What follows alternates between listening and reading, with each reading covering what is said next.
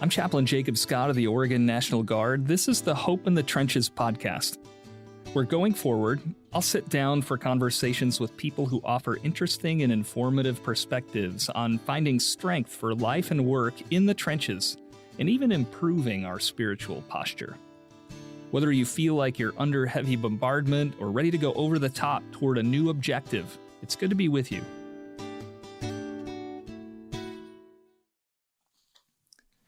Our guest today is Vanessa Munson, the reigning Miss Washington 2023.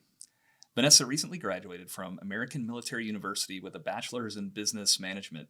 She also very recently became a veteran of the United States Army after serving 4 years on active duty at Joint Base Lewis McChord, where she worked as a human resources specialist, or 42 Alpha in our world, for the 508th MP Battalion, which it's a detainee battalion or detention operations battalion. As the first Miss Washington to be in the military and be both active duty and a veteran during her year of service, she's aimed to bridge the gap with women being able to wear more than one hat in life. Vanessa is also hearing impaired and wears a cochlear device called the Ossia. Did I say that, pronounce that right? Yeah. After struggling for years with hearing loss, she works toward ensuring that all people find confidence from the inside out through her community service initiative called Beauty and Beyond, What's Your Beautiful, through which she messages that our worth is not defined by our exterior nor the circumstances that we might face. My co-host today is Chaplain Shane Yates, our Deputy State Chaplain. We're up to, I think your fourth time, Shane, here on Hope in the Trenches. That's about right. Yeah, Shane became a chaplain in 2007 after a career in law enforcement. He's had a variety of assignments with the Oregon Guard to include the CAV, infantry, artillery, engineers, and aviation at battalion and brigade levels, and now working with me at Joint Force Headquarters. He's deployed to Iraq and Afghanistan. On the civilian side, Shane is CEO and co-founder of the Task Force Heroes Ministries, which serves first responders and veterans nationwide by providing spiritual resiliency and hope as they face the dangers and trauma of their frontline careers. Shane and his wife Karen have been married for 30 years. They have 5 children and multiple grandchildren. 2 of their sons have served in the military, and 1 son and a daughter currently serve in law enforcement.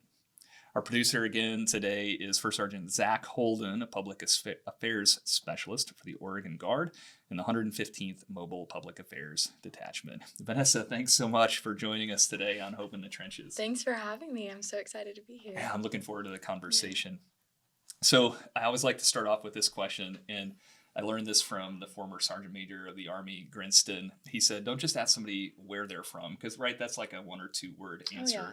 So tell us how you grew up, and then maybe how you got interested in the military. Yeah, well, I grew up the oldest of 4 children. Okay. So I'm big sister. I have a little sister and 2 little brothers. We grew up in Battleground, Washington, graduated from Prairie High School. And to be completely honest, I had never thought about joining the military until it was my senior year of high school. Okay. Dad sat me down. He said, how are you going to pay for your education? And I was like, Dad, I thought you were, maybe. It was the wrong answer. Right. And he wasn't. So he suggested the Air Force. And I was like, okay. So we went with through that process. But in that meantime, I had 2 ear surgeries. And so they disqualified me because of my hearing. Okay. But the Army, my best friend, the Army, they gave me a hearing waiver. And so I got enlisted September 23rd, 2019. And the rest is history. Nice. Yeah. Did you know anybody that was in the Army? Nope. Okay. No, it was just, hey, how can I afford higher education? Yeah. And that was a way. Right. So how'd you get ready to go to basic training? Just did it. I think, jumping into something and just going for it is like the best thing for yourself. You don't overthink and you just go, you're okay.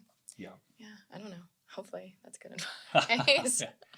Well, and any other family members or anybody in the military? My grandpa was in the Navy for 3 or 4 years. But that's it. Yeah. Just us 2. So blazing a trail in the military too. Yeah. That's cool. That's great. Yeah. Hopefully my brothers will follow. We're trying to get them. Oh, that'd be great. Yeah. We've got opportunities. Oh, yeah. Yeah. Yeah, no, right. I just took him to the recruiter's office not too long ago. Yeah, okay. I was like, go Army, go Army. Yeah. It gets in your blood, right? Oh, yeah. So, you have to. You don't have another option. Right. Like a tradition of service, right? Yeah. That's good. Yep. It's good. Yep. Well, we're going to continue on here. Where did you go to basic training, Vanessa? I went to basic training in South Carolina, and I also completed AIT in South Carolina too, just actually up the road from where I did. Okay, Fort Jackson. Yeah. The heart and home of the Chaplain Corps. Yep. That's where our schoolhouse is. Spent a lot of time there. Yeah. Good. But it was great. It was like winter time and Yeah. loads of fun. Yeah. Right. What would you give maybe some advice to young people that are considering enlisting? Just now go that you've for it. kind of just go for it. Yeah, you have nothing to lose and everything to gain. And I Right. feel like I learned so much both personally Right. and professionally. Right. And it really changed who I am as a person. Right. Honestly, I think for the better. Right. And you'll just learn so much. And I think just going for it is the best thing. That is awesome. So let me ask you this. What are 2 or 3 things that you learned that just really stand out? Yeah. I think to be a huge advocate for yourself, first and foremost, you become very strong in your convictions and what you believe in. And for me, service is huge, right? And to serve my country in a completely different way allowed me to kind of feel firm in who I was and be proud of that. And another thing, too, is you meet so many people, and because of that you really can relate to anyone and everyone, right? You're going to meet people from all over, and I think that's kind of cool. You're going to work with people who have different working styles, and you kind of adjust and get accustomed to that, and it helps you in turn grow. Right. So, that is awesome. That is I think one of the neatest things about the military. Very diverse, people from all walks of life, all across the country, in the world even, and you get to meet them and spend time with them, and serve alongside them. Oh yeah, it's very, very cool. It's amazing. Very cool. Yeah. Well, and everybody comes into the military with different motivations, different reasons for serving, and like you said too, just the diversity of how they look at the world and thought and things like that. But then we'll just call it the onboarding process for the Army, right? They bring you in and they build you back up and build you into a cohesive team. That's right. Yeah. And it's serving your country is the one thing. There's a few things in life, but it's one of those things nobody can take away from you. Right? It's on you. You did it. You served, and no one will ever take that away. Oh yeah. And that's cool. It's special. Part of that 1%, right? So. Yeah. Exactly. Right. What was your favorite part of serving in the military? If you could, I know that's tough, kind of a tough question, but what was kind of your favorite thing about being in the Army? Being out now for a few months, I have really come to miss like the camaraderie and the culture. I at the time, when you're out processing and stuff, you're like, all right, let's just go, let's get out. Right. But now that I've had a few minutes to kind of, I'll be like, and ponder about what I miss. Sure. It's really the culture and the camaraderie. Yeah. Again, it's the people that are going to help your experience and make it all that much better. And I find myself missing it quite often, actually. Right. Oh, that's easy to understand. I mean, Shane and I we're in the twilight of our careers. We go to a lot of retirement ceremonies. And overwhelmingly what people say kind of kept them in, and what they know they're going to miss the most is the people. It's always the people. Those relationships can be really, really strong. Oh yeah. Yeah. It's amazing. People are amazing, right? Oh, they are. Yeah, it's great. Yeah. So tell me about this transition. So how did you get kind of involved in pageants, and kind of how did that start? Yep. Well, I started competing as a teen when I was 15. Miss America has a teen program, or like a little sister program. But I used to watch Miss America on TV when I was a little girl. I wanted to be Miss America. Right. And really, I wanted to be everything that Miss America represented, strong in her convictions, confident, well-spoken, eloquent, able to capture attention, right? Able to hold an audience's attention. And I didn't feel that I was that person. I was very insecure, and I wasn't confident in who I was growing up as a young woman. And so I competed. I actually competed several times before I won my local of Clark County. Very first title, and I won that in November of 2022. And then I competed for Miss Washington last year, Miss Washington 2023, first time at Miss Washington. And I say I got lucky because I won. But I feel like I had so much growth in between when I started to when I got to Miss Washington. And timing is everything in life. And I truly felt like, you know what, I'm about to transition out of the military. I have the support of my command team. I'm ready to just kind of take this full course and represent on a new level. So I think being able to kind of grow into the woman that I've always wanted to be and have Miss America be that goal was kind of cool. That's great. Well, you'd say it's you felt lucky, but that it's not luck, is it? Right? Because No. it sounds like there's so much more to it than just appearance, and you put in a lot of work to be that kind of well-rounded person. Yeah. Oh yeah, and that's what it is. There is so much that goes into it, and thousands of women every year compete, and they all want to be Miss America. Everyone wants to be Miss America, and for me, it taken me so long to even just get to Miss Washington. So when I got there, I was like, oh my gosh, like this is great. Right. I can't believe I'm here. I didn't want to take anything for granted, and then all of that preparation and stuff, it showed. And there's always a reason for something, I feel like, too. I think this year I needed to be able to show young women, young girls, all people, you know, they can overcome certain things despite physical circumstances, emotional, mental, whatever, and really persevere. Yeah. Right. Now, the reigning Miss America, she's in the Air Force, right? And now I talk with quite a few young people, because in the Guard, we get put right back into our communities back home. So I talk with a lot of young people that go to basic training and they go to AIT, and then they come back to their communities and they tell me, you know, look, I feel I'm different now. And sometimes that can be tough. They don't feel like they fit in anymore. Sometimes they feel, well, they definitely feel that sense of accomplishment with what they've done already, and they're looking to build on that. What was that like for you, being an active duty Army soldier in that pageant world? I really honestly didn't think too much of it. I was just me, you know. This is who I am, this is who I am, this is who I am, and I'm gonna chase my dreams, right? No one said no, so I was like, okay, I'm gonna go for it. But I think I definitely had a great sense of pride in who I was. And for so long, I'd always wanted to be like the women I watched on TV or the women I saw winning these titles. But for the very first time, you know, when I did win, you know, Clark County, and when I won Washington, and even when I was at Miss America, I didn't want to be anyone else but me. Yeah. And to be so happy with that, I think is quite possibly my greatest achievement out of anything that I've done. Yeah, contentment can elude a lot of people. It can, yeah. And we're always wanting to be something else, right? We want to be bigger. We want to be better. But to feel completely okay in who you are, I think is a great thing. Yeah, that's huge. Yeah. Sure. And I see that in the church all the time too, right? People think about their purpose in life or their mission as something that they're being prepared for in the future, and neglecting just kind of how important it is to be in the present and be who you are and look for ways to thrive and where you're at. Oh yeah, 100%. So you shared with me in one of our earlier conversations that part of your preparation for the Miss Washington and Miss America pageants was a visit with the Army Holistic Health and Fitness Cognitive Performance Specialist at the Wellness Center. Yeah. What was your objective with that coaching, and what did that entail? Rachel, oh my gosh, she was my H2F. And we did a lot of mental work, just talking about confidence and how to present ourselves. When you walk into a room, you're not going to be small, you're going to be big.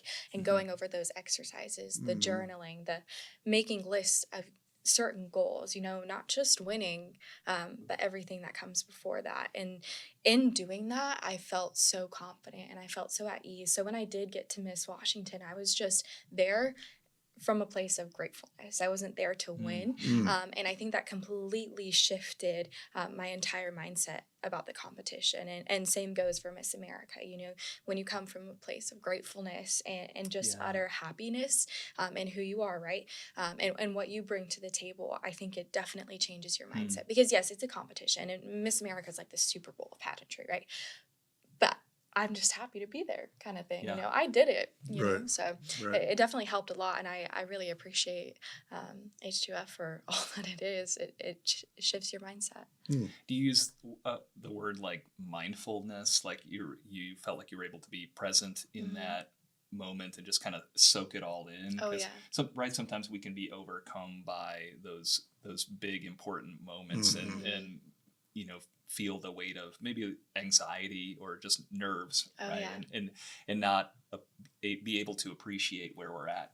Oh yeah. So I like to use the word gratitude to describe that. Oh yeah. And it's so useful in so many different aspects too. And so yeah, I used it for, you know, Miss America, Miss Washington, but soldiers can use it for everything, you know. Mm-hmm. Fitness tests, right? That's a huge thing. People get in their heads about that. Oh yeah. H2F, perfect. Been doing it for a long time. Yeah. It's still, Yeah, right? There's still always a little, Right. some nerves, right? Some before. butterflies going on Yeah. there. Start off. Yeah. It's that sprint, drag, carry, huh? That Right. is the hard one. Right. Yeah, that one gets me. No, I think that's great. It's sort of like enjoy the moment. Mm-hmm. Just be in the moment, enjoy the moment. You're there. Yeah. You've made it to that point. Exactly. What happens beyond that, you're enjoying the moment. Yeah. Yeah, that's good. That's good stuff. Good. There's only so much we can control in life. That's so. right. Oh, Yeah. 100%. That's yeah. right. Yep. We try, though. Yeah, we do. We try. We do try. We try. Yeah. But yeah. you're absolutely right on that. So your community service activities involve empowering and supporting hearing impaired children. So tell us about Beauty and Beyond, and what does that work look like? Yeah, so actually, after I was crowned Miss Washington, I had this huge initiative to donate hearing aid Barbies to hard of hearing and deaf students in the southernmost part of Washington. So I worked with ESD 112 in their audiology department, and the Camus Lions Foundation down in Vancouver donated $500 to my initiative, and so we were able to purchase hundreds and hundreds of Barbie dolls and hand them out to hard of hearing and deaf students. And because hearing is something that I've struggled with for some time now, I have kind of realized, you know, my worth is much more than, you know, physical, emotional, right? We're all of these things, and I didn't want to be defined by this one small disability when I'm this whole person. And I wanted other, you know, young girls, young boys to find value in who they are from the inside out, and not because of their physical circumstances or the challenges that they're going to face. And in doing that, I also got to work with Cochlear America after I got my OSSEA. And we did some interviews, and we got to talk about what it's like wearing an OSSEA, you know, and having that permanent device, because it does shift, you know, a lot of things. And wearing this magnet on your head, you know, it's not regular. It's not something people see all the time. But being able to work with them and kind of advocate on behalf of those who do wear permanent hearing devices or hearing devices, period, has been an amazing thing. But on top of that, I also work with Girls Inc., which is actually local here. And it's actually in Portland. Sorry. But yeah, the Girls Inc. and Dress for Success Seattle, and both organizations work to empower young women and girls to find financial and economic independence, be strong, smart, and bold. That's Girls Inc., their initiative. But all of those things that really empower people from the inside out, and that's really what I wanted to do with my year. That was a mouthful, but yeah. That's great. That's great. I mean, it sounds like your purpose and that initiative kind of found you. It did. And so you took advantage of that. Well, really, maybe I don't like that phrase, but you were able to turn what could have been maybe seen as a setback or an obstacle, and turn that into a way to serve others. Oh yeah.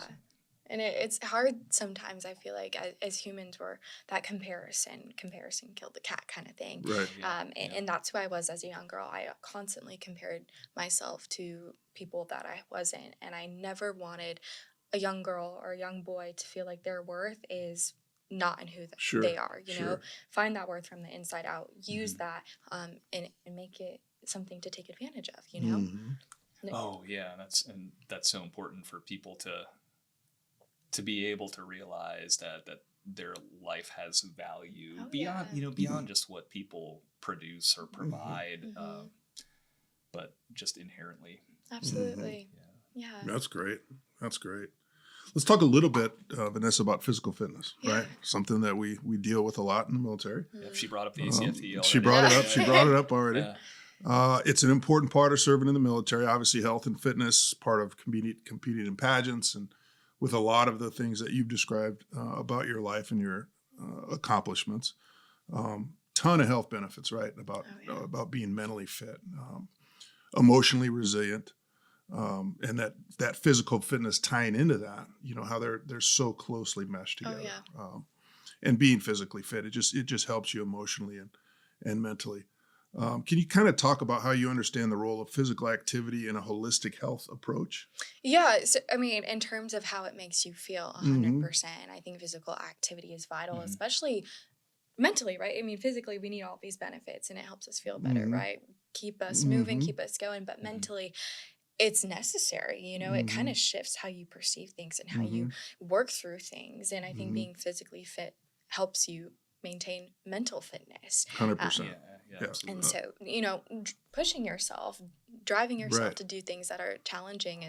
is a great way to grow. Right. Mhm. And so how, like, so now you're transitioning, this kind of this new part of life has emerged for you. What are going to be some of those things that you're going to do to kind of stay holistically healthy? Oh yeah. Well, I'm not waking up at 5 a.m. for PT Right. every morning. Which I wouldn't Um, either. No, I was going to no. ask about No. that. Yeah. You still Yeah. do PT in the Yeah. morning. That was Yeah, no, and which is great. I actually I do miss that too, ironically, right? It keeps you on a regimen. Sure. But Pilates has been a huge thing for me. Okay. I was that one person in formation be like, oh, we should do Pilates one day, or maybe yoga. Yeah. Let's Yeah. try Right. stretching Yeah, sometime. right. Um, but Right. I love Pilates and I love how it focuses on small muscles and makes huge differences. Mhm. Another objective, and I tried doing this when I was in the military.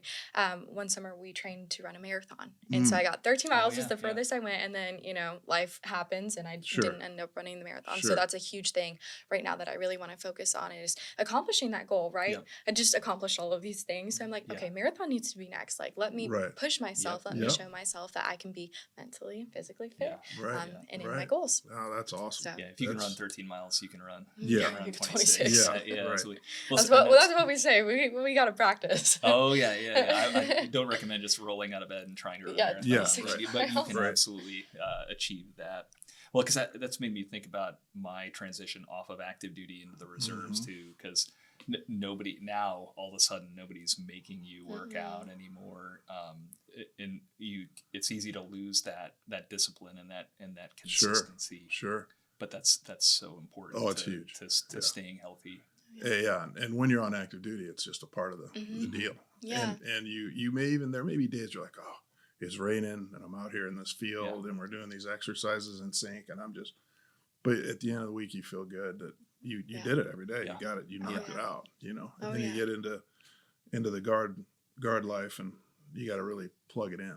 Yeah. Like you got to be intentional. Oh yeah. And so that's good. That's good stuff. Makes sense. Yeah. What else do you do just to stay ready for anything, right? Just to be ready in life. When you're thinking and when we're talking in terms of kind of those 5 pillars, that spiritual fitness, that mental, emotional fitness, physical fitness, social, family, all of those things. What are some things that you do to just stay ready? I think one thing that certainly helps me remain grounded and focused and Mhm. ready, like you were saying, is journaling. And that was actually something that I discovered through H2F. And it Okay. made a world of difference is journaling, putting my Mhm. feelings to paper, putting my goals to Mm. paper, putting my, my objectives, right? Putting those to paper and seeing them, on a sheet is so helpful. And it's helped me remain very intentional Mhm. in what I want to do and grounded Mhm. in who I want to be and the goals that I have. Because, that transition from the military, right? It causes a lot of different Oh, yeah. emotions and it can be Yeah. quite scary. And Yeah. I've noticed that the second that I was able to put those emotions to paper, it really started to shift my mindset again. And I said, Right. dang, why did I stop for, Right. a month, 2 months, right? Right. And once I started doing it again, I was like, Right. this is great. Right. But also surrounding yourself with people you love and who love Mhm. you and choose to support you and, Oh, yeah. and anything and everything I think is Mhm. huge. And I've been very fortunate to have, an army of people, right, to kind of help support and Mhm. carry me through whatever I'm going through. Mhm. So I think that's very necessary. Or finding a tribe somewhere, anyone and everyone can, be your friends, be your family. Mhm. So I think that's really Yeah. important. Constantly connected. Yeah, constantly. Is kind of what you're saying. Yeah, those relationships are vital, I Yeah. think, and just being us and then Mhm. remaining grounded and happy Yeah. and, feeling satisfied, I think, in life. That's great. That's great. Well, maybe reflecting back on your time in the military too, and probably full disclosure, I should share that I got this question from a podcast that I listen to occasionally, the Eagle Nation podcast. They always ask their guests, "What's something that a leader has taught you, whether in life or in the military?" Yeah. Because in not just in the military, but we see good leaders, we see bad leaders, and we can learn something along the way from everybody. Is there any particular lessons with respect to leadership that you've learned along the way? I think that there have been a number of leaders that have made quite an impression on my life. And Mm-hmm. of course, you see that in the military and outside of the military. And I think the one consistent theme that I have been able to take away from someone just in my 23 years of life is to remain strong in your convictions and hold that true belief in yourself. It can be scary to want to, chase your dreams or to want to, make change in one way or another. And I think some of the best leaders I've had have instilled in me, be confident in who you are and strong in your convictions. And I know I keep saying that, but it's so true. Like, it completely shifted how I want to move in this world and how what I want to do. And I'm so grateful every day that I was instilled those pieces of advice. Yeah. I don't know if any of that makes sense, but I Yeah, think no, it does. there are a lot of lessons to take away from great leaders, and that has probably been the loudest and most helpful. Yeah, I mean, especially I remember when I was young, I would try to try to be someone that I wasn't, thinking that was what I needed to do to be a leader, and it took a while to learn that that's maybe not the most effective way to lead. Oh yeah. Mm-hmm. Yeah. And there's a ton of, different leadership styles and stuff. It's just finding the one that, you feel connected with and you feel like you can make the most change with. Yep. Mm-hmm. And how to connect with the people that that you're serving Right. too, because not everybody responds, or not everybody can be led the same way. And when you you got to have more than one tool in your bag. That's right. Otherwise you'll just end up doing more damage than Right. good.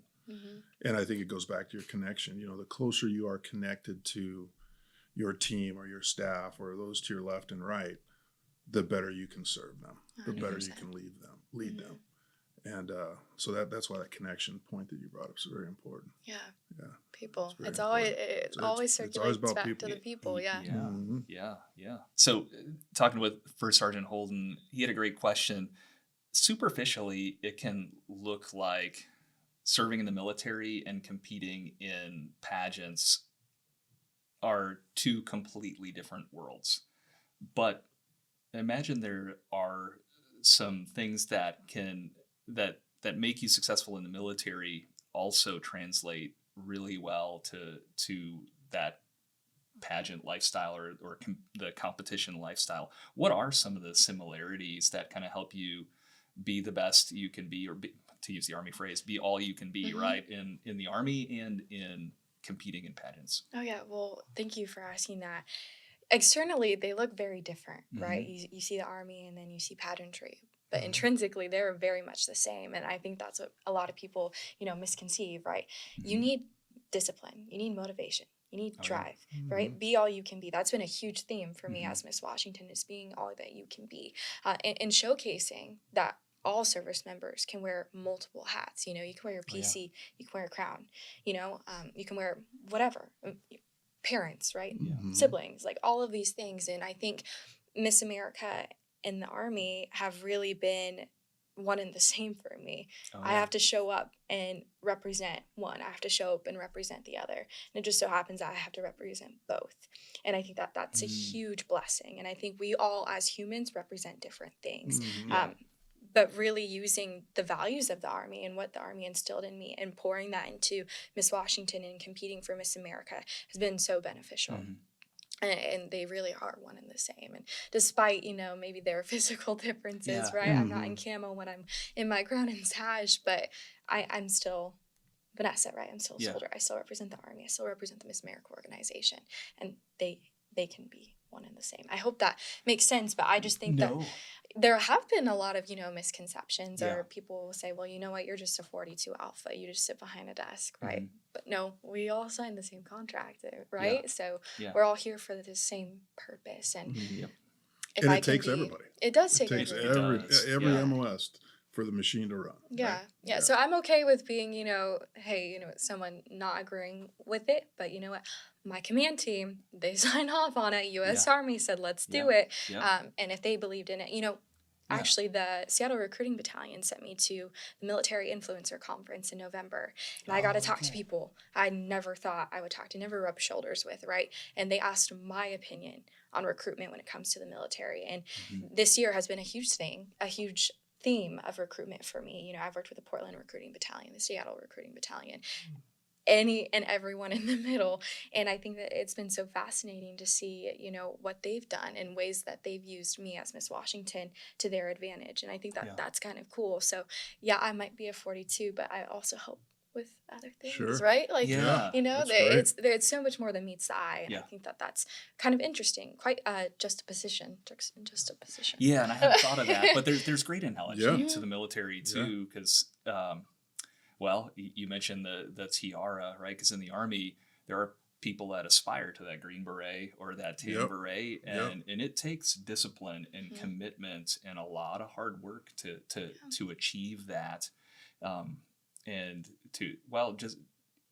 just aspiring to it isn't going to get you there. There's a lot that goes into it. The physical and mental fit, you know, you got to be there. Well, and then too, you made me think about this a little bit too, because you mentioned talking to the recruiting battalions. We'll have to get you an opportunity to talk with some of our recruiters in the Guard, because that's what we do in the National Guard is we embrace that identity as a citizen soldier, that you're more than just what you do in uniform, but you have a role in your communities and in the state as well. Oh, yeah. And it all goes together. And we see that too. If you a lot of those same values and character traits that can make you successful in your civilian life can make you very successful in the military too, and vice versa. And I think, I mean, you're a walking example of that too, with serving in the military and finding success in pageantry. Yeah. We can really be all you can be, right? You really can be all of those things. And I think that's kind of cool. Yeah. And they can be very complementary too. Yeah. Absolutely. So the overarching theme for this show is living and leading with hope, and I think you've just in the conversation so far, you've got a great, just kind of positive outlook on life and dealing with things. But I would say that hope, that's the chaplain's favorite 4-letter word, right? It's when we talk about hope, it's not distinctively religious or spiritual, although it does have deep meaning in those contexts. What makes you hopeful, and what makes you believe that a better tomorrow is possible, even when circumstances aren't going your way? I think that's so funny you say that a better tomorrow is possible, because tomorrow is possible. I think I am so fortunate to be alive, right? To have the life that I have, and to know that I can hopefully, right, wake up tomorrow and take advantage of that.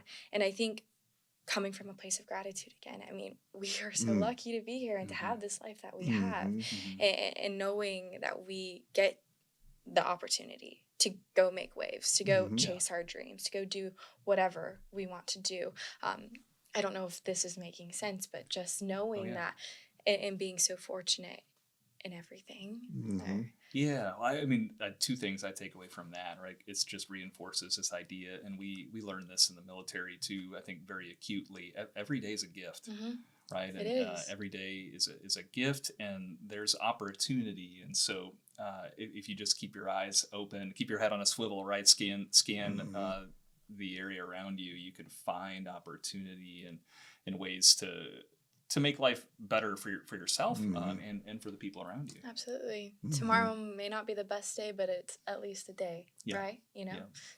So where do you find your hope, Vanessa? Where do you find your hope? In my people, I think. My family.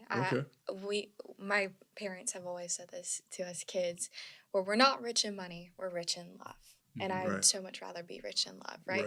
And using that and giving that to other people. Hope blossoms, truly. I think, you know, it's those connections, it's the love or a smile you share with someone. I mean, it's those really little things that I feel like make everything that much richer and that much sweeter in life. Great. And a great place to pull hope from. I mean, That's great. And we all have the ability to give that gift to other people, right? Mhm. We all have the ability to be that light in the darkness for Absolutely. somebody. Right. Right. Yeah. You talked a lot about love earlier too. Love doesn't come without sacrifice. Mm-hmm. True love Mm-hmm. requires sacrifice, which ties us into serving one another. And there's just so many of the things that you've said so far that tie that all together. Mm-hmm. And I think that's great that you think on that plane, that's played such a huge role in your success and who you are as a person. And I think as you continue on with everything you're doing and handing it down to the younger generation and people you meet and people within your community, I think those are gifts that you're given. Thank you for saying that. Yeah, it's neat to see. Yeah, I really appreciate that. See, you told us too that this summer you'll turn over the crown for Miss Washington, and sounds like you've had a lot of great opportunities to encourage and inspire people during your tenure. What's something that you think you'll miss about being Miss Washington? Little kids, right? They are so happy when you walk into a room, and I think to know, at least remembering myself as a young girl and being so excited to see like a princess, right? Or someone that I just really wanted to be. And to see the joy on kids' faces, it's unmatched. It's so exciting. And, you're not going to be able to go into schools after, Miss Washington or just walk up to kids and be like, hey, how you doing, right? It's kind of odd if you don't have that crown and sash on. But doing that, I don't know. It's like a dream come true every time because they are so excited with like completely unbiased, just so excited to see you. And I think that's the coolest thing just ever. Pure excitement. Just pure. It's just they're so pure. Yeah. And it's the best thing ever. That's great. Yeah. We've both got daughters, so that's not hard for us to picture. Yeah. It's neat. That's great. Well, so then what's next for you? And how do you feel that your time in the military and as Miss Washington and competing in pageantry, how do you think that has set you up for what's next? Yeah, well, you know what? It's not often in life that you accomplish so much in a very, very short amount of time. I competed at Miss America, came back, out-processed, wasn't in the Army anymore, graduated college, and then in a month from now, month and a half, I give up the crown of Miss Washington. All things that I worked very hard for. You compete at Miss America, you can't ever compete again. My degree was something I worked for so long, and all of these goals that I had, those were my goals. And so now, if I'm being completely honest, it's a little scary and it's a little beautiful, but I have no idea what's next for the first time in my life. Like, I've never been someone who did not know what was next. Today, I don't know. And it's so nerve-wracking, right? But I feel so blessed to have the opportunity to go be whoever and whatever I want to be, because it's not every day you get that choice. And so right now, I'm really just trying to like kind of figure out what is going to be Vanessa in a month from now, and 2 months from now, and 3 months from now, a year from now. So honestly, I don't know. That's okay. The best way to put it. I don't know. That's okay, and I'm confident that you'll have options, and that you'll find something meaningful in a way that you can continue serving and leading and just to use the phrase again, shining some light into the world around you. So, and so much opportunity is created through all of the things that I've done, right? The military has opened so much opportunity. I could go get my master's next spring and not have to pay a dime for it, right? Thanks to the GI Bill. Miss Washington has opened so many doors, so many connections with people from all over the state, all over the country, really. I mean, there's just been so much. So I think because there's an abundance of opportunity, I don't know which direction I want to take, and that's a little nerve-wracking. Sure. Well, hopefully you can get some time to reflect and refit or retool or rest and be ready for whatever comes next. Oh yeah, that's what I keep saying to everyone. Is asking me, how are you feeling? Your year's almost coming to an end. So excited because you know what? I'll be able to rest. I'll be able to take a second, reevaluate what I want to do. So when I place the crown on the next Miss Washington's head, I'm going to say, I did the thing, Now I can take a second, catch my breath, and, figure out what's next. Yeah. Well, so I think we got time for one more question. I always like the expression "leaders are readers," and and this is one of the fun things we've talked about on the show here before too. Is yes, you can say that you read a book if you listened to the audio book. Okay. I don't know if you're into audiobooks or podcasts too. Any media like that, or anything that you have been paying attention to recently that you'd recommend to people?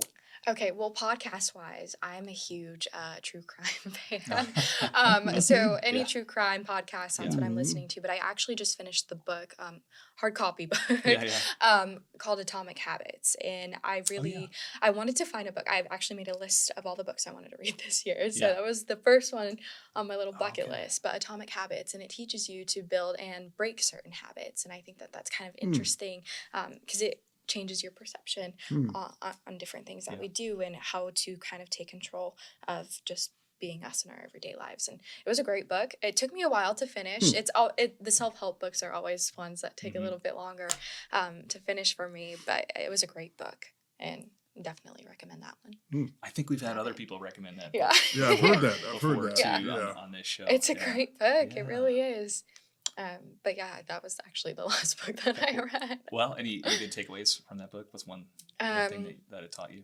It teaches you a lot about building, like, not habits in the sense that, yes, building a good habit, but also finding ways to make that habit attainable and that habit something that you want. So focusing on every small step up to that habit, if that makes any sense. We can say, oh, you know what, I want to start waking up at 5 a.m. every morning to go work out. But setting that goal and then actually like being intentional about that goal are two different things. We can say that we want to wake up at 5 a.m. to work out, but it doesn't mean that we're going to, right? Know, we might see our alarm go off and hit snooze, but saying, you know what, if I just wake up at 5 a.m., okay, I'm getting closer to my step of going to the gym, So there was this section in the book, and this guy, he said he wanted to go to the gym every day, and he would literally go to the gym for 3 minutes, just walk into the gym. And then he would go back home. But every time he did that, he was like, well, if I'm driving here, why don't I just work out anyway? And so he kind of built up that habit, and he was able to, lose the weight that he wanted to lose because he was intentional with his habit setting. So that's interesting. There's that expression, excellence is a habit. And I think that goes back to Stoic philosophy too, right? So if you want to be the person that goes to the gym every day, then start going to the gym, right? Right, So, right. Yeah. So that's great. That's great. Well, anything else you'd like to share in closing with our soldiers or leaders? As cliche as it sounds, can I just say, be all you can be? It sounds so silly, but all right. I love the slogan. I really think it's the best slogan that the Army could have, be all you can be and relish in that. You are a soldier, right? But you're a human being and take advantage of life. Life is a blessing. Every day is a blessing. And to be a soldier is to be great. So be great in being a soldier. Be great in all that you are. My dad and I have this saying, I actually have it tattooed right here, where you say, go be great to one another. And we'd say it every single day. And now it's been a huge part of my time as Miss Washington, along with be all you can be. But go be great. Go be great in everything that you are, everything that you want to be, and your dedication to your country and your families and your friendships and your work. Go be great. So if I could give that to the family soldiers, whoever is listening, go be great. Yeah, that's a great That's message. a good one. Thanks for that's solid, go be great, and anyone can do that. Anyone can do that. Yeah. Well, Vanessa, thanks so much for your time today. God bless you and your family and the work that you do as Miss Washington and wherever you find yourself next. Thank you so much. It was a real pleasure. Thank you for having me. Thank you, Vanessa. Yeah, thank you. Been good. Yay. This podcast is produced by the Oregon National Guard Public Affairs Office. My prayer for you is that wherever you find yourself, that you might find hope for today and strength for the ambiguity and chaos of life. Blessings on the rest of your day.